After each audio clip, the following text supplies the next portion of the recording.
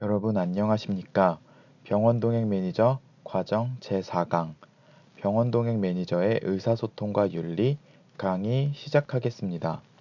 앞선 제3강에서는 병원동행 서비스가 실제로 어떻게 진행되는지 그리고 현장 유형에 따라 어떻게 대응해야 하는지를 살펴보았습니다.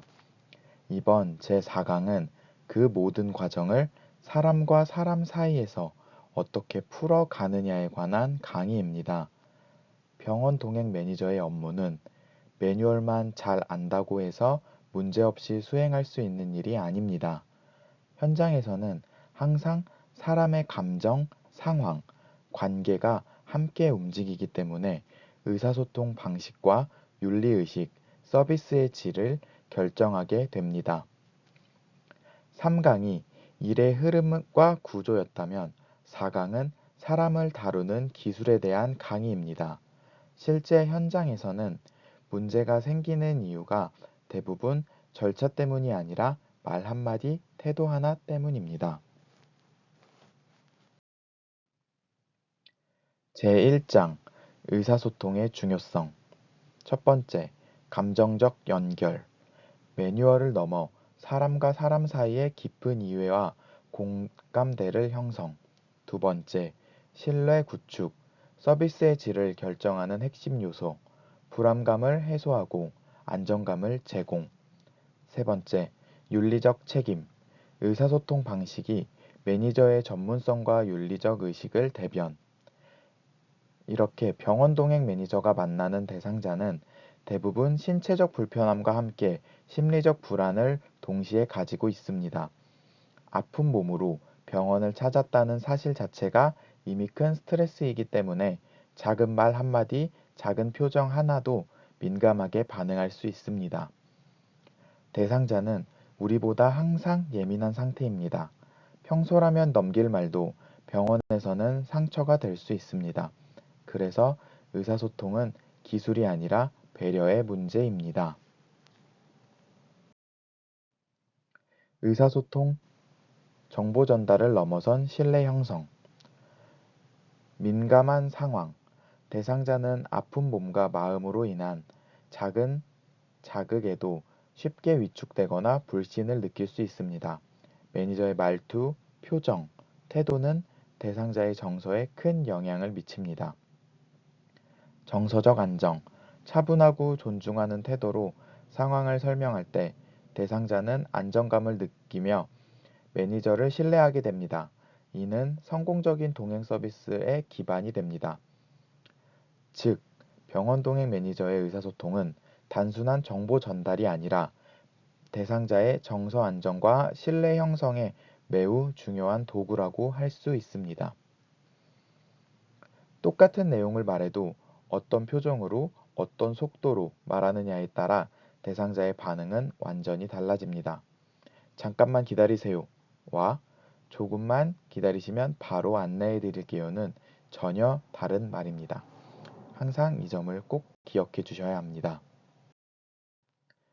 제2장 대상자와의 효과적인 의사소통 방법 첫 번째, 경청의 자세 대상자의 말이 논리적으로 정리되어 있지 않더라도 같은 이야기를 반복하더라도 중간에 끊거나 판단하지 않는 것이 중요합니다.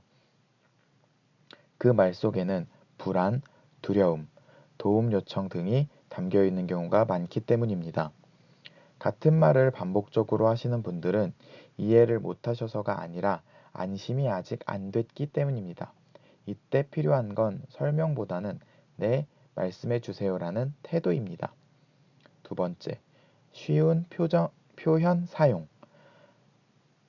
병원 용어나 행정 용어를 그대로 전달하면 대상자는 더 혼란스러워질 수 있습니다. 가능한 짧고 쉬운 문장으로 단계별 설명하는 것이 좋습니다. 대상자의 눈높이에 맞춰 소통해야 합니다. 전문적으로 보이려고 어려운 말을 쓰실 필요는 없습니다. 병원 동행 매니저의 전문성은 쉽게 설명할 수 있는 능력입니다. 세 번째, 대상자의 속도에 맞추기. 병원 동행 매니저는 자신의 속도가 아니라 대상자의 속도에 맞춰야 합니다. 걷는 속도, 말하는 속도, 이해하는 속도까지 대상자 기준으로 조절하며 편안함을 제공해야 합니다. 빨리 가는 게 능력이 아닙니다. 같이 갈 수 있는 속도가 능력입니다. 제3장 보호자 및 의료진과의 의사소통. 첫 번째, 의료진과의 소통. 자신이 의료인이 아님을 명확히 하고 대상자의 이해를 돕는 조력자로서의 역할을 분명히 전달합니다. 의료 전문 용어를 해석하고 필요한 정보를 전달하는 다리의 역할을 수행합니다. 두 번째, 보호자와의 소통. 병원 동행 서비스의 범위와 역할을 사전에 명확히 설명하여 오해를 방지합니다. 보호자의 기대치를 적절히 관리하고 역할의 한계를 분명히 합니다. 세 번째, 역할의 한계. 보호자가 의사결정까지 대신 해달라고 요청하는 경우 정중하지만 분명하게 매니저의 역할 범위를 설명해야 합니다. 매니저는 조언은 할 수 있지만 결정은 대상자와 보호자의 몫입니다. 이 선을 넘는 순간 윤리의 문제가 바로 발생합니다. 도와주는 역할과 대신 결정해주는 역할은 절대 다릅니다. 제4장 병원 동행 매니저의 윤리의식. 병원 동행 매니저는 대상자의 개인정보와 건강정보를 접하게 됩니다. 이 정보는 아주 민감한 정보이기 때문에 어떤 경우에도 외부로 유출돼서는 안 됩니다. 또한 대상자의 선택과 결정은 반드시 존중되어야 합니다. 병원 동행 매니저는 조언을 할 수는 있지만 결정을 대신해서는 안 됩니다. 윤리란 어려운 규칙이 아니라 사람을 대하는 기본 태도라고 이해하시면 됩니다. 모든 업무의 기반은 대상자에 대한 존중과 보호이며 이는 매니저의 전문성을 더욱 빛나게 하는 요소입니다. 윤리는 시험 문제가 아니라 현장에서 매 순간 선택의 문제입니다. 개인정보 보호 및 존중의 원칙. 기밀 유지. 대상자의 개인정보 및 건강정보는 외부 유출이 엄격히 금지됩니다. 모든 정보는 신뢰를 바탕으로 한 기밀사항입니다. 선택 존중. 대상자의 자율적인 선택과 결정을 존중합니다. 매니저는 정보 제공 및 조언을 할 수는 있지만 최종 결정은 항상 대상자에게 있습니다. 중립적인 태도. 어떤 상황에서도 대상자의 이익을 최우선으로 하며 편견 없이 중립적인 태도를 유지합니다. 누구 말이 맞다가 아니라 대상자에게 무엇이 가장 안전한가 이것만 보시면 됩니다. 제5장 현장에서 자주 발생하는 윤리적 상황. 첫 번째, 정보 공유 요청. 대상자가 진료 내용을 가족에게 말하지 말아 달라고 요청하는 경우 매니저는 대상자의 의사를 존중하고 비밀을 유지해야 합니다. 이 경우 가족에게는 개인정보 보호 원칙에 따라 직접적인 정보 공유는 어렵다고 정중하게 설명해야 합니다. 두 번째, 의견 충돌 상황. 보호자와 대상자의 의견이 다른 경우가 있습니다.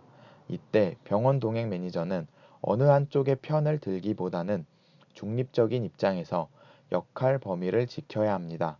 객관적인 정보를 제공하고 양측의 입장을 경청하며 합의를 유도하는 데 도움을 줄 수 있습니다. 모든 상황에서 이 결정이 대상자의 존엄과 안전을 지키는가를 기준으로 판단해야 합니다. 윤리적 판단의 기준.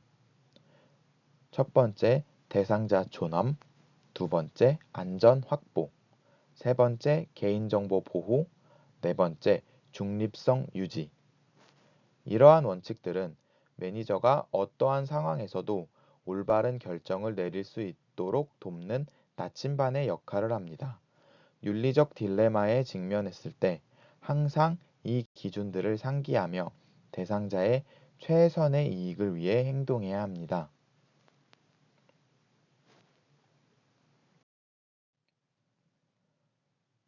오늘 강의에서는 병원 동행 매니저에게 필요한 의사소통 능력과 윤리의식에 대해 살펴보았습니다.